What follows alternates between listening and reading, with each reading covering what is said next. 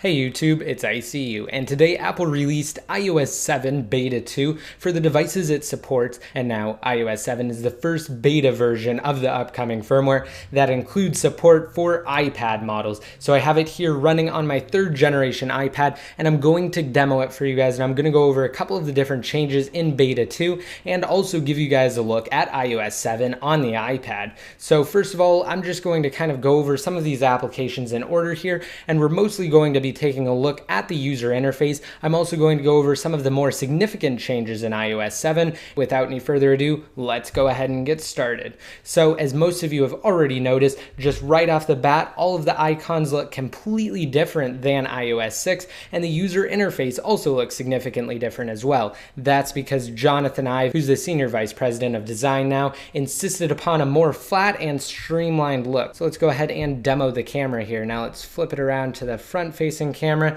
and as you can see, we have some pretty significant changes inside the camera application. You can simply swipe to go to the next mode. You have your standard video mode, your photo mode, and now your square mode. And taking a look at maps, I really like the new redesign for Apple Maps, and I actually used the turn-by-turn navigation aspect of it earlier this week on my iPhone. Also, throughout all of these applications, you'll notice that the keyboard looks significantly different, and actually in the background, you can kind of see the applications, and they wanted to give a translucent feel to the visual elements of iOS. Now, unfortunately, some of the applications that are available in the App Store will not have this updated keyboard. Actually, right now, I haven't found any third-party applications that natively support this keyboard, so I'm sure that developers will have the option to include the new keyboard with the new iOS 7 developer toolkit they're introducing. So let's go ahead and just search for a city really quick, and I'm going to show you guys how it looks and how it compares to maps on iOS 6. So just zooming in here, again, we have the standard look. So right now we're just on the map view. However, we can change it to satellite pretty easily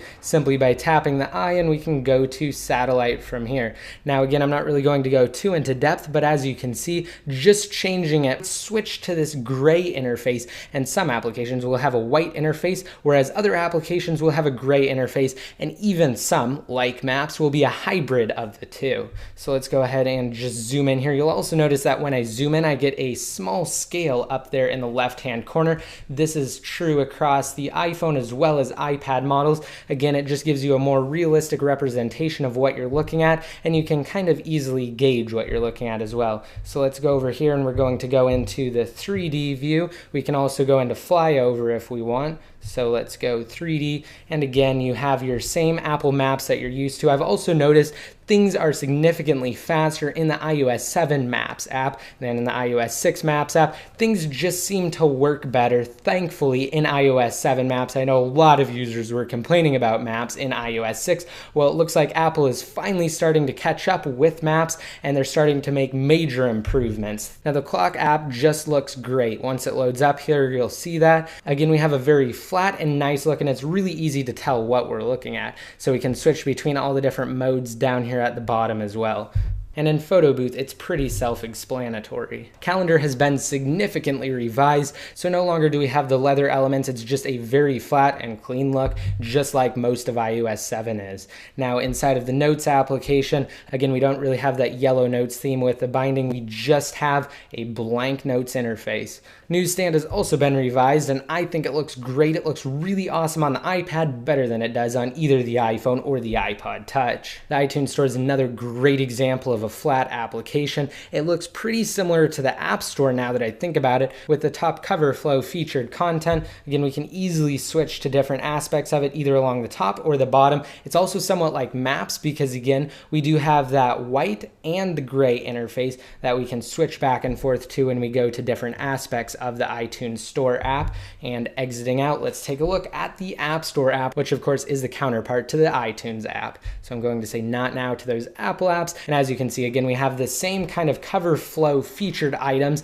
here at the top on the App Store, and we can easily browse through this. Again, very flat. You can navigate to different portions of the App Store, either along the top or the bottom, similar to other apps in iOS 7. They've added a somewhat whimsical feel to Game Center, as you'll notice here on the bubbles, and I'm not going to sign in now, so that's the extent of Game Center. And inside of settings, I wanted to show you guys a few quick things. So now here, inside of the settings application, I'm just under General, panel, and you'll notice that we now have background app refresh. So developers now have the option to allow their applications to update in the background. As long as you've previously opened it, then it will start to update and pull different content while you're not using it. And also iOS 7 now intelligently manages multitasking, so it's a more realistic multitasking experience. However, as of now, if you want to conserve on battery, I strongly recommend disabling background app refresh if you're on iOS 7. And now, another thing I wanted to show you guys is inside of brightness and wallpaper. For the wallpapers, you have two different dynamic wallpapers that you can pick from. Let me just go into the preview really quick, and you can see that we have somewhat of a live background. We can either set that as our lock screen, as our home screen, or as both. Now, this is a really great addition, and when you move the device, the background actually corresponds. So you can see there it's slightly moving. I don't want to move it too much because I don't want to get out of focus here. So that's dynamic wallpapers in iOS 7. Again, it's the same across the iPad, the iPhone, and the iPod Touch. So now Safari is significantly improved. Now inside of this top bar, it's not only the URL bar to type in a URL like besttechinfo.com, for instance, but you can also search for things directly from this bar. So if I just wanted to search for best tech info, I could just type that in and it would instantly go to a Google search of best tech info. And that's definitely better than separating it into two bars, in my opinion. However, when you're on the iPhone or the iPod Touch, it does make the space bar smaller because it puts the .com option right next to the spacebar, and it kind of cuts it in half. So if you have the text-to-speech option enabled, it really cuts down on the size of the spacebar. However, on the iPad, it just works great, and it looks great too. And now I just wanted to demo a couple last things, one of which being the background. So now, as you guys saw when I was demoing the dynamic backgrounds, once you move your device, the background actually moves too. You can't really tell on camera, but I'm sure you'll be able to pick it up. Next, I wanted to show you guys Siri. It's significantly improved in iOS 7 Beta 2. The interface looks better. It's more responsive on the iPhone as well as on the iPad, and it also has an improved voice. I don't know if you'll be able to pick it up in this video or not, but rest assured it does. So let me go ahead and activate Siri. Hello Siri, how are you today? I'm fine. Thanks for asking. All right, so now let me ask something that'll prompt a longer response so you guys can kind of get a feel for it. How much wood would a woodchuck chuck if a woodchuck could chuck wood? A so-called woodchuck, correctly speaking, a groundhog, woodchuck, that is, throw as much as the All woodchuck right, in question was that's physically enough able to from chuck. Siri. Let's go ahead and just close out of that there. It was going to take a while. Siri can also do things now such as look up images as well as control and toggle different settings. So let me now give you guys a few quick examples. Find images of Google Glass.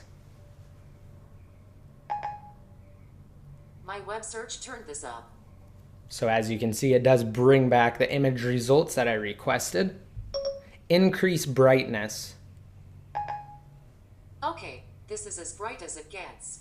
All right, so now Siri automatically increased the brightness and gave me a brightness slider and also an option to where I can click into the brightness portion of the settings application right there. All right, and one of the last things I want to show you guys is multitasking. So let me bring it up here, and as you can see, we have a really awesome interface now with some live cards, so it gives you a preview of whatever you were doing inside of the application last. However, right now, inside of landscape mode, for some reason, it's actually displaying the portrait previews of the applications that we were just in, even though they were in landscape. So there's definitely some optimization that should be done here, in my opinion. However, it does look really great. Another thing you'll notice is that the background here moves as well. And I'm going to conclude this video just by going over the lock screen. So now on the lock screen here, we can access Notification Center, which has been expanded to take up the entire portion of the screen. We also have 3 tabs: the Today view, which gives you an overview of your calendar as well as stocks, and then we have the All View, which gives you all notifications,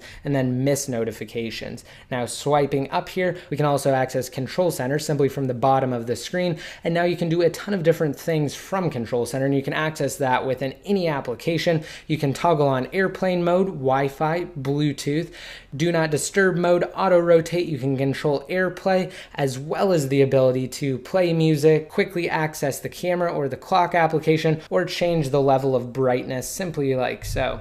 All right, and so I hope you guys liked this video, just a quick demo of iOS 7 Beta 2 on the iPad, some of the changes.